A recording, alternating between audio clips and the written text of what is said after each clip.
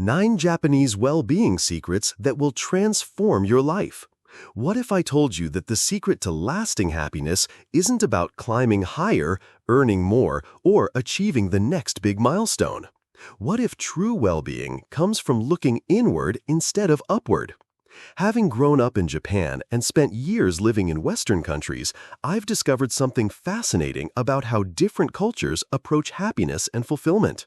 Today, I'm going to reveal 9 authentic Japanese well-being practices that could completely shift your perspective on what it means to live a meaningful life.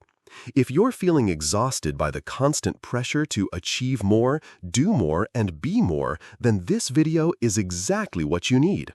Make sure to hit that subscribe button and give this video a thumbs up because these ancient wisdom practices might just be the missing piece in your wellness journey. And stick around until the end. I'll share which of these secrets has personally transformed my own life. Number 1. Pursue depth over height. The art of mastery. Let me start with an observation that completely changed how I view success and happiness. During my time living in Western countries, I noticed something profound about how different cultures define well-being and achievement. In many Western societies, the pursuit of well-being often revolves around vertical movement, climbing the corporate ladder, increasing income, expanding influence, and reaching higher social status. It's all about upward mobility, constant growth, and outward achievements. Don't get me wrong, I genuinely admire this ambitious, goal-oriented mindset. There's something incredibly inspiring about the drive to dream big and make those dreams reality. However, this relentless pursuit of more can become utterly exhausting.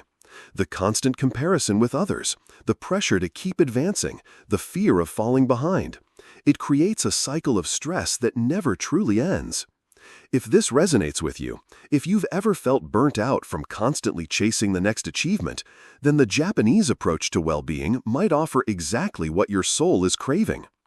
Instead of focusing on climbing higher, Japanese philosophy emphasizes digging deeper. Rather than expanding outward, we concentrate on perfecting what's already in front of us. This concept is about mastering your current craft, deepening your understanding of your present circumstances, and finding profound satisfaction in incremental improvement rather than dramatic transformation. Let me share a perfect example that illustrates this philosophy beautifully. Have you heard of Sukiyabashi Jiro? It's one of the most renowned sushi establishments in all of Japan, and the story behind it perfectly captures this principle of depth over height. Jiro Ono, the legendary sushi master, has been crafting sushi in the exact same intimate 10-seat restaurant in Tokyo for more than 5 decades. Think about that for a moment. From a Western business perspective, you might expect someone of his caliber and reputation to expand, open multiple locations, create a franchise empire, go international, maybe even launch a cooking show or product line. But Jiro chose a different path entirely. Every single day for over 50 years, he has focused on one thing: making slightly better sushi than he made the day before. Even at 98 years old, people say his sushi continues to evolve and improve. He hasn't been chasing external validation or financial expansion. Instead, he's been on a lifelong journey of mastering his craft, finding joy in the subtle improvements that most people would never even notice. And here's the beautiful irony. By choosing depth over height, by focusing on mastery rather than expansion, fame and financial success naturally followed. His dedication to perfection made him world famous, but that was never the primary goal. It was simply a byproduct of his commitment to excellence. This is the transformative power of choosing depth over height.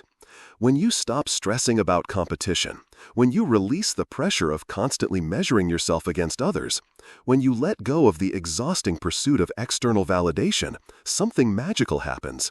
You can actually enjoy the small daily progress you're making. You can find genuine satisfaction in the process itself, not just the outcome. So I challenge you. What if you applied this philosophy to your own life? Whether it's your career, a hobby, a relationship, or a skill you're developing, what would happen if you focused on going deeper instead of broader? What if you committed to mastering what you're already doing rather than constantly seeking the next thing? The beauty of this approach is that it removes the anxiety of competition and comparison. You're not trying to beat anyone else, you're simply trying to be slightly better than you were yesterday.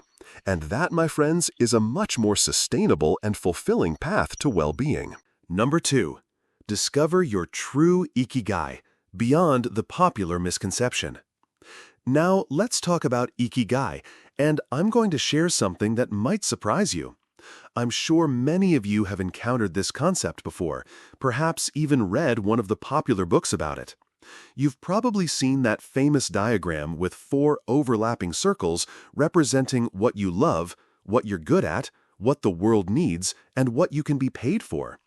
According to this Western interpretation, Ikigai is supposedly found at the intersection of all 4 circles, your ultimate life purpose. While this framework might be helpful for some people in discovering their career path, I have to be honest with you. As someone who grew up in Japan, this interpretation feels somewhat disconnected from how we actually understand and experience Ikigai in our daily lives. For us, Ikigai isn't some grand cosmic purpose that requires deep philosophical contemplation or complex life planning. It's not about finding what the world needs from you or discovering your one true calling. Instead, Ikigai is much simpler, much more accessible, and much more woven into the fabric of everyday existence. Ikigai represents the small joys, the quiet moments of contentment, the simple pleasures that are hidden throughout your ordinary day. It might be related to your work, but it could just as easily be found in tiny daily rituals and habits that bring you a sense of peace and satisfaction. When I created content about authentic Ikigai in the past, I was amazed by the responses I received. People shared that their Ikigai was found in activities like tending to their vegetable garden, writing thoughts in a journal, taking peaceful walks in their neighborhood, brewing and savoring a perfect cup of tea, watching the sunrise, preparing a meal with care, or even organizing their living space. These aren't grand gestures or life-changing pursuits. They're simple, accessible activities that anyone can incorporate into their daily routine. And that's precisely the point. What I've come to understand is this. The secret isn't in desperately searching for your Ikigai as if it's some hidden treasure waiting to be discovered. The real key lies in cultivating a mindset that naturally finds joy and gratitude in the small, ordinary moments that make up your life. Well-being in Japan isn't about chasing extraordinary experiences or achievements. It's about developing the ability to notice and appreciate what's already present. It's about shifting your awareness to recognize the beauty and meaning that exists in the mundane, the routine, the everyday. When you develop this perspective, when you train your mind to find satisfaction in simple moments, then virtually anything you do can become a source of Ikigai. Your morning coffee routine, your evening walk, your conversation with a friend, your work projects, they all have the potential to bring you that quiet sense of purpose and contentment. Number 3. Find your Oshi, the power of passionate support. Let me introduce you to a concept that initially seemed strange to me, but has taught me something profound about happiness: the idea of having an Oshi. You're probably familiar with otaku culture, the passionate fan communities in Japan. For a long time, I'll admit, I found this culture somewhat puzzling. The intense dedication, the complete devotion, the way some people would organize their entire lives around supporting their favorite characters, artists, or personalities seemed frankly a bit excessive. But from a well-being perspective, I've had a complete revelation. These people might actually be among the happiest individuals on the planet. And the reason is simple: they have an Oshi. Oshi is Japanese slang for someone or something you passionately support and love. Someone who brings you genuine happiness simply by existing in the world. Historically, people's Oshi might have been the emperor, a kabuki actor, or a respected teacher. In modern times, an Oshi could be a pop idol, an anime character, a sports player, a writer, an artist, a YouTuber, or even a fictional character from a book or movie. The beautiful thing about having an Oshi is that it provides a source of pure, uncomplicated joy that has absolutely nothing to do with your personal achievements, social status, or material circumstances. When you're cheering for your Oshi, when you're celebrating their successes or supporting them through challenges, you get to experience that wonderful feeling of pure excitement and enthusiasm, like being a child again. This kind of passionate support taps into something fundamental about human nature, our need to care about something beyond ourselves. It gives you a reason to feel excited, to look forward to things, to experience genuine emotion that isn't tied to your own personal struggles or achievements. My current Oshi is Yoasobi. Their music just brings me incredible joy and inspiration. When they release new songs or perform concerts, I feel that burst of pure happiness that has nothing to do with my work, my relationships, or any other aspect of my personal life. Do you have an Oshi? If you don't, I encourage you to think about it. Is there someone whose work, whose art, whose journey you find genuinely inspiring? Someone whose success makes you happy even though you don't know them personally? And hey, if you can't think of anyone else, maybe I could be your Oshi. I promise to keep creating content that hopefully brings a little joy to your day. Number 4. The ritual of bathing, creating your own Sabbath. Have you ever heard of Shabbat? In Jewish tradition, it's a weekly day of rest where people deliberately step away from their regular routines to focus on prayer, reflection, and spiritual renewal. From a neuroscience perspective, researchers have found that this kind of intentional break from daily stress and stimulation helps refresh and reset the mind. I believe Japan has its own version of this restorative practice, and it's something most of us do every single day without fully appreciating its deeper significance: taking a bath. Now, I absolutely love baths, and this isn't just personal preference. It's deeply embedded in Japanese culture and our approach to well-being. Typically, Japanese people soak in a bath at the end of each day. But this isn't simply about physical cleanliness. It's about creating a sacred space and time for mental and emotional renewal. When you're soaking in warm water, something magical happens. You naturally let go of the day's worries, work stress, interpersonal conflicts, and negative thoughts. The warm water seems to wash away not just physical tension, but mental and emotional burden as well.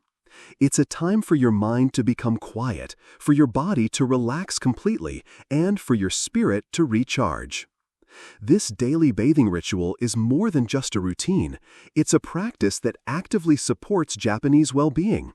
It's a form of meditation, a transition between the active day and peaceful evening, a way of honoring your body and mind by giving them the rest and care they deserve. Even if you don't have access to a traditional Japanese bath, you can create your own version of this practice. Whether it's a warm shower where you consciously let go of the day's stress, a foot soak while you reflect on positive moments, or even just a few minutes of warm water on your face while you breathe deeply, the key is intention. Make your bathing time sacred. Use it as an opportunity to transition from the demands of the day to the peace of the evening. Let the warm water remind you that you deserve this moment of care and restoration. Number 5. Keep a delightful secret. The joy of hidden adventures. Here's something that might surprise you about finding joy in life. Sometimes, the key to happiness lies in having a little secret that's just for you. Let me tell you about Katsushika Hokusai, the legendary Japanese artist who created the Great Wave off Kanagawa. You know, that iconic image of the massive wave that you've undoubtedly seen countless times. Hokusai was celebrated as one of Japan's greatest artists, creating beautiful landscapes, portraits, and scenes that are still admired worldwide. But here's what most people don't know. Hokusai had a completely different artistic side that he kept secret from his public persona. Under the pseudonym Tetsubo Nuranura, which translates to something like slick iron bar, he secretly created shunga, adult artwork that was quite popular during his era. When I first discovered this fact, I was absolutely shocked. Why would such a respected artist risk his reputation for this secret artistic pursuit? But then I realized something wonderful. He must have experienced incredible joy in keeping this secret creative outlet. I can imagine him thinking, there's absolutely no way anyone would ever guess that I, the famous landscape artist, also created these playful, mischievous works. The sheer delight of having this hidden aspect of his creativity must have added such excitement and fun to his life. This taught me that having a small, harmless secret can actually be a key ingredient for making life feel more like an adventure. I'm not suggesting you do anything deceptive or harmful, quite the opposite. I'm talking about having some small part of your life that's entirely your own, something that brings you joy without needing to share it with the world. Maybe you secretly write poetry that no one else reads. Perhaps you have a hidden Instagram account where you share your photography or singing. Maybe you're learning a new language, practicing dance moves in your living room, or working on a creative project that's just for your own satisfaction. These secret joys serve multiple purposes. They give you something that's entirely yours, they add an element of playfulness and mystery to your routine, and they provide a creative outlet that's free from external judgment or expectations. Do I have secrets? Well, that would be telling, wouldn't it? The point is, having something that's just for you, some small adventure or creative pursuit that you don't feel obligated to share with the world, can add a wonderful sense of excitement and personal fulfillment to your daily life. Number 6. Share food, share happiness, the multiplication of joy. Food sharing taught me something beautiful about happiness that I never fully appreciated until I experienced different cultural approaches to dining.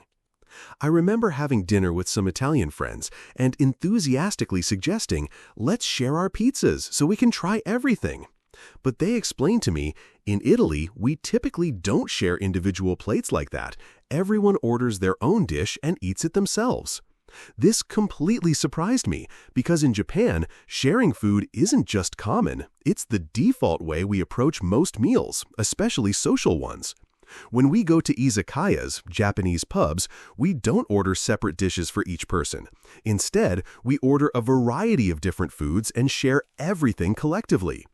Everyone tries a bit of everything, and the meal becomes a communal experience rather than an individual one. Now, I have to be honest, this sharing culture can sometimes create minor conflicts. There are definitely moments when someone protests, "Hey, that was my piece of meat," or when people playfully compete for the last dumpling.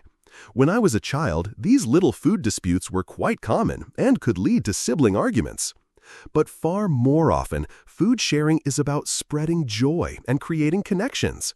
Someone tastes something amazing and immediately exclaims, "This is incredible! You absolutely have to try this," and insists on sharing it with everyone at the table. In that moment, their happiness becomes everyone's happiness. This is where the magic happens. Giving makes people happy, and receiving makes people happy too, so the joy literally multiplies. When you share something delicious with someone else, you get to experience their excitement and pleasure, which amplifies your own enjoyment. It's like happiness mathematics. 1 + 1 equals much more than 2. I've come to believe that well-being is often hidden in these small, everyday moments of sharing and connection. It's not found in grand gestures or major life events, but in the simple act of wanting someone else to experience the same joy you're feeling. This principle extends beyond food, of course. Sharing discoveries, experiences, knowledge, or even just enthusiastic recommendations creates these beautiful ripples of happiness that connect us to other people and remind us that joy is always better when it's shared. Number 7. Embrace Wabi Sabi, finding beauty in imperfection. Now, I want to introduce you to one of my favorite Japanese philosophical concepts, Wabi Sabi, which is all about discovering beauty in imperfection, impermanence, and incompleteness. During my time living abroad, I noticed that new, perfect, and flawless things were typically considered the most beautiful and desirable. There's a cultural emphasis on pristine condition, perfect symmetry, and unblemished surfaces. But Japanese aesthetics approach beauty from a completely different angle. We find profound beauty in things that are old, weathered, imperfect, and marked by the passage of time. One of the most perfect examples of this philosophy is kintsugi, which is honestly one of my favorite Japanese art forms. Kintsugi is the traditional technique of repairing broken pottery or ceramics using lacquer mixed with gold, silver, or platinum.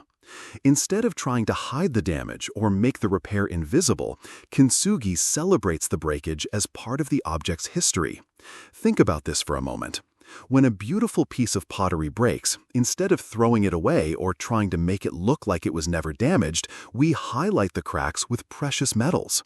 The repaired piece isn't just functional again, it's actually more beautiful than it was in its original, perfect state. Those golden lines of repair tell a story, add character, and create something completely unique that could never be replicated. The broken pottery becomes a one-of-a-kind masterpiece, more valuable and meaningful than it ever was when it was whole and unmarked by experience. Isn't this exactly how it works for human beings too? None of us are perfect. We've all experienced struggles, made mistakes, faced challenges, and carry various scars, both visible and invisible. We've all been broken in some way, whether through heartbreak, failure, loss, disappointment, or trauma. But those experiences, those cracks in our perfect exterior, are precisely what make us beautiful, interesting, and uniquely ourselves. Our struggles give our lives depth and character. Our mistakes become wisdom. Our scars become proof of our resilience. Our imperfections make us relatable, authentic, and human. The challenges we've overcome shape us into who we are today, and without them, we would be less interesting, less compassionate, and less capable of understanding and helping others. When you can truly accept yourself as you are, complete with your flaws, your history, your imperfections, and your ongoing struggles, that's when genuine well-being begins to flourish. You stop wasting energy trying to appear perfect and start appreciating the beautiful, complex, imperfect reality of your authentic self. As Oshi says in Princess Mononoke, live on. You are beautiful, not despite your imperfections, but because of them. Number 8. Let go and life opens up. The Zen of emptiness. This next principle comes from the Zen teaching of emptiness, or ku, the profound idea that letting go of things creates space, which then allows new opportunities, experiences, and energy to flow into your life. I've experienced this principle firsthand in a very dramatic way. In my 20s, I made the radical decision to get rid of almost everything I owned and essentially became homeless. At the time, it felt absolutely devastating. I was scared, uncertain, and had no clear plan for the future. It seemed like I had made a terrible mistake and thrown away my security and stability. But something unexpected began to happen. Because I had created this emptiness in my life, because I had let go of my possessions, my fixed living situation, and my predictable routine, new opportunities started flowing in that I never could have imagined. I found work at a matcha cafe in Canada, which introduced me to a completely different culture and way of life. This led to opportunities in education, where I became a teacher and discovered a passion for sharing knowledge and connecting with people. Eventually, this journey of letting go and remaining open to new possibilities led me to become a content creator and YouTuber, sharing Japanese culture and wisdom with people around the world. None of these opportunities would have been possible if I had held tightly to my original plan and possessions. By creating emptiness, by letting go of what I thought I needed, I made space for something completely different and ultimately more fulfilling to enter my life. Letting go can feel terrifying because it requires us to release our sense of control and step into uncertainty. It's natural to want to hold on to what we know, what feels safe, what we can predict and manage. But sometimes our tight grip on the familiar is exactly what prevents us from receiving something better. This doesn't mean you should make reckless decisions or abandon all stability in your life. Rather, it's about being willing to release things that no longer serve you, whether that's possessions, relationships, habits, beliefs, or plans, to make room for new growth and possibilities. Maybe you need to let go of a job that's making you miserable to find work that truly fulfills you.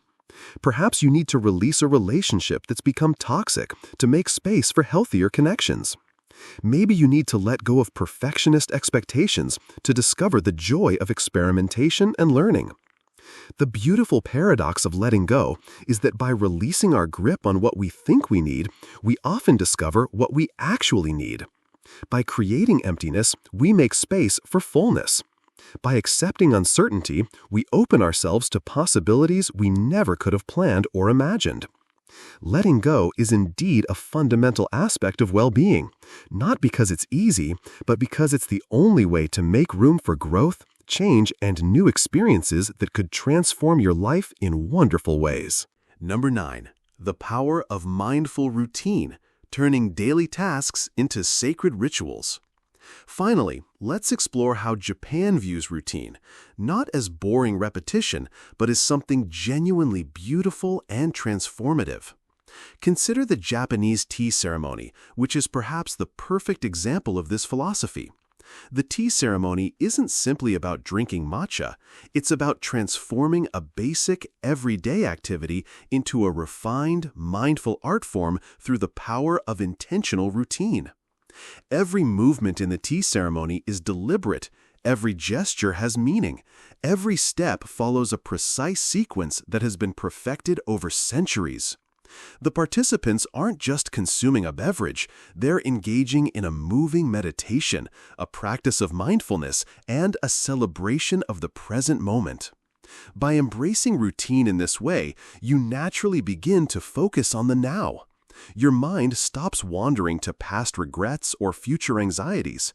You become fully present with the task at hand. Negative thoughts fade away, mental chatter quiets down, and your mind begins to relax into a state of peaceful concentration. And this is true well-being, isn't it? Not the frantic pursuit of excitement or stimulation, but the deep satisfaction that comes from being fully present and engaged with your current experience. The wonderful news is that you can apply this routine mindset to virtually any aspect of your daily life. You can create a mindful morning routine that helps you start each day with intention and clarity. You can develop a cleaning routine that transforms household chores into a form of moving meditation. You can establish a stretching routine that becomes a way of honoring and caring for your body. Even your shower can become a routine ritual of cleansing and renewal. Here's what I've discovered through personal experience. Even the smallest, most mundane daily tasks can feel tedious and burdensome if you rush through them mindlessly, treating them as obstacles between you and something more important. But when you approach these same tasks with care, attention, and intention, when you transform them into mindful routines, they become sources of peace, satisfaction, and even healing. The key is shifting your perspective from getting through these activities to being present with them. Instead of hurrying through your morning coffee, create a routine around it. Pay attention to the aroma, the warmth of the cup in your hands, the first taste, the moment of quiet before your day begins. Instead of rushing through washing dishes, turn it into a mindful routine of warm water, gentle movements, and the satisfaction of creating cleanliness and order. When you approach daily tasks like a tea ceremony with respect, attention, and intention, even the most ordinary activities become opportunities for mindfulness, peace, and well-being. Conclusion. So, there you have it. 9 authentic Japanese well-being secrets that can transform how you approach happiness and fulfillment in your daily life. From choosing depth over height, to finding your simple Ikigai, to embracing the beauty of imperfection through Wabi Sabi, these practices offer a different path to well-being that focuses on presence, acceptance, and finding joy in the everyday. From choosing depth over height, to finding your simple Ikigai, to embracing the beauty of imperfection through Wabi Sabi, these practices offer a different path to well-being that focuses on presence, acceptance, and finding joy in the everyday. Which of these concepts resonated most deeply with you? I'd love to hear your thoughts in the comments below. Have you experienced any of these principles in your own life? Do you have your own Oshi? Have you tried turning daily routines into mindful rituals? If this video provided value to you, please give it a thumbs up and consider subscribing for more content about Japanese culture, philosophy, and practical wisdom for modern life. Sharing this video with friends who might benefit from these perspectives would mean the world to me. Remember, well-being isn't about achieving some perfect state or reaching a final destination.